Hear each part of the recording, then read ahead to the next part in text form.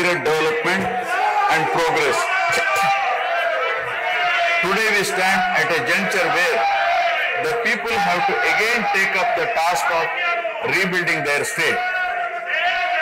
As time has progressed, it has become evident that the Andhra Pradesh Reorganization Act 2014 does not compensate enough the residual Andhra Pradesh for the loss of prosperity and development opportunities. The state bifurcation has imposed an unprecedented strain on the economy of the state. There are patent inconsistencies in distribution of assets and liabilities, with 58.32% of combined state population. The unscientific bifurcation caused the state to inherit only 46% of the resources.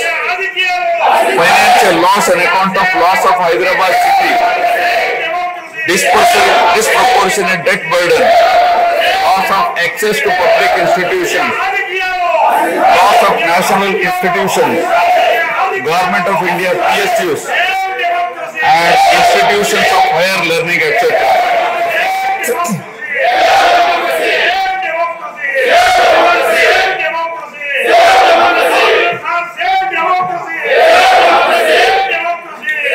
One can see that scientific criteria for apportionment were not adopted, while the residual state inherited huge revenue deficit. Debt was shared on population basis, assets on location basis, power sharing on consumption basis, and worst of all, educational institutions with no basis. All these factors led to the structural change in economy with reduction of service sectors from 51% to 44%. The per capita income too fell from 1,06,176 for the combined state to rupees 93,121 for AP. Notwithstanding the adverse impact of the state bifurcation and undaunted by challenges such as budgetary constraints, infrastructural deficiencies, and unresolved issues, the government converted every crisis into an opportunity during the period 2014 to 19. The government had laid a solid foundation for a vibrant sunrise Andhra Pradesh.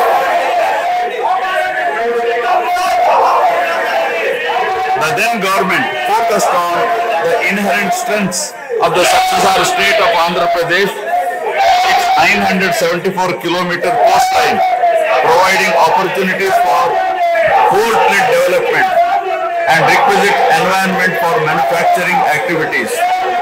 The fertile river plains supporting agriculture and allied activities, the passing of 3 industrial corridors through the state, the rich natural and human resources.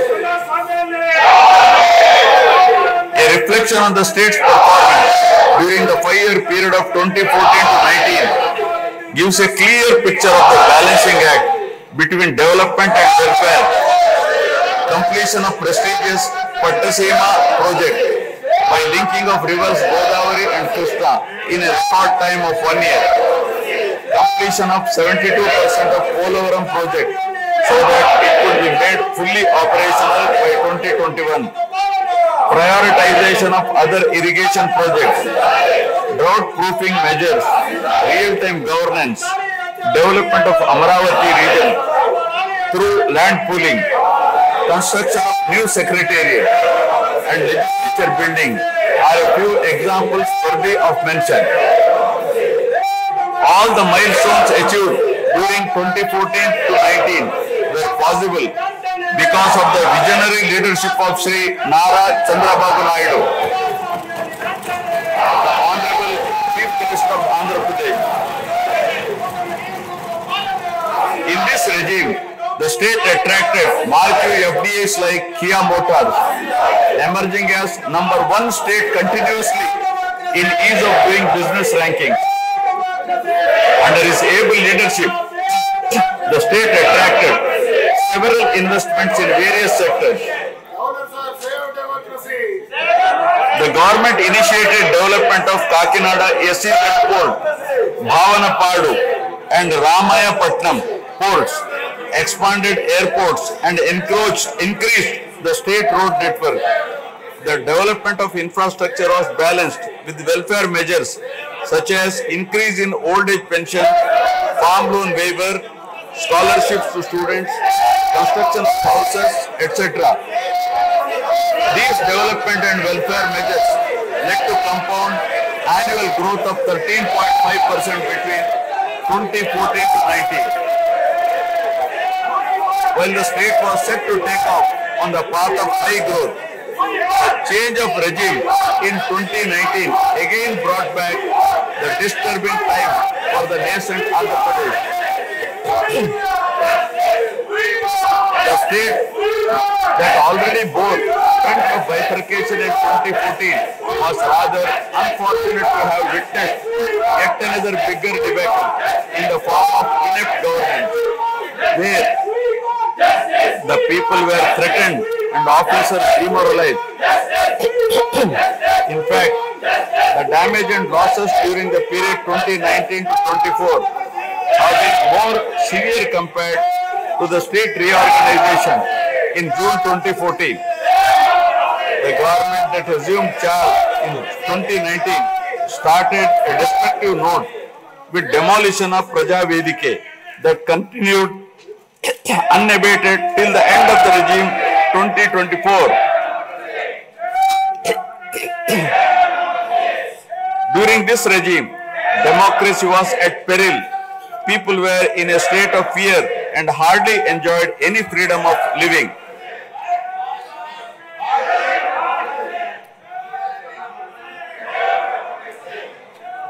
The regime revenge politics had severely hampered the state's prospects for prosperity and growth.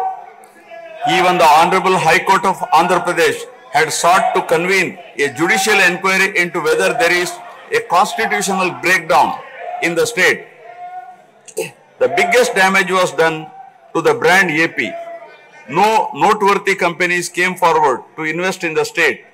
The corrupt practices at all levels, coupled with weaponization of instruments of governance across revenue earning departments for personal gains, sabotaging of checks and balances, made several state institutions and private companies defunct and forced the existing enthusiastic investors and entrepreneurs to move out of Andhra Pradesh to other states.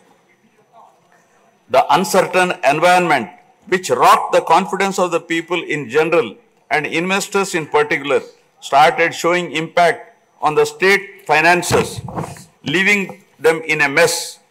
Fiscal prudence was abandoned. Expenditure was beyond means in spite of limited revenue growth, and debt and liabilities rose sharply. Financial management is manifested by diversion of funds, higher taxation despite high inflation, increase in power sector liabilities, neglect of capital expenditure, which eventually resulted in slowing down of the economy. The enormous gap in resources was sought to be met repeatedly by borrowings through corporations and forcing them to spend on government expenditure, and in the process weakening the corporations.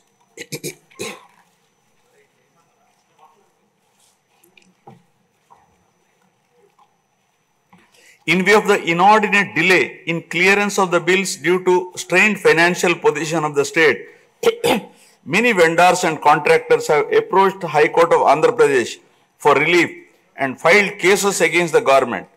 About 25,000 cases have been filed for bill payments, which is unprecedented. The sheer number of contempt cases with personal appearances and arrest warrants against officials in several cases resulted in systematic humiliation and victimization of bureaucracy. This led to complete demoralization of administrative machinery. The capital expenditure reduced by 60% in 2019-24 compared to 2014-19. Departments such as water resources and transport, roads and buildings, which undertake substantial capital works, were left critically short of funds to carry out any works. The capital expenditure on water resources has reduced by 56%, and that on roads and buildings by an alarming 85% during this period. The compound annual growth rate of states' own tax revenue slipped from 12.8% to 8.1% during this period. On the other hand, the revenue expenditure increased from 7.8% to 10.5%, whereas the capital expenditure growth declined steeply from 26.4% to 3.4%. Lower share of capital expenditure to public debt occurred during the period 2019 to 24 is a clear indicator that the government met revenue expenditure also through borrowed funds. The CAGR in per capita debt has been higher at 14%, while the CAGR in per capita income is only 9.7%. This reflects the fiscal profligacy of the previous regime as no capital formation took place. The Amaravati capital region, envisioned as the focal point of growth for the nascent state of Andhra Pradesh, was totally destroyed.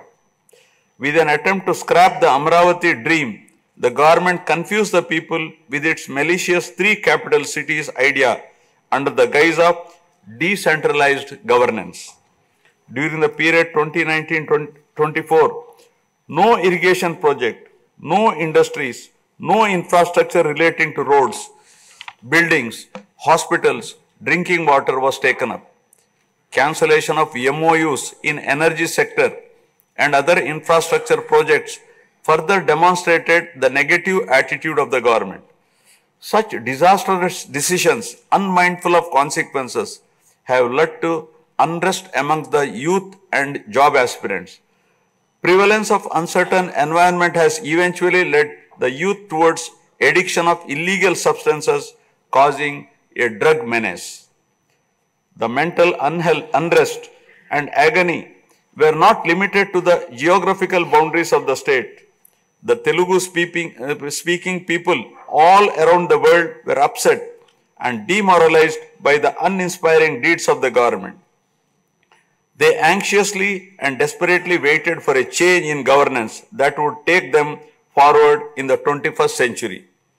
The progressive public policies of the AP government during 1996 to 2004 have today led to empowerment of Telugu people globally, enabling them to be amongst the highest earning Indian diaspora. The condemnation of demolition approach of the previous government by the people of the state, NRIs and other supporters, culminated in a change in government. A huge and historic mandate has been given to the NDA, hitting an unprecedented 93% strike rate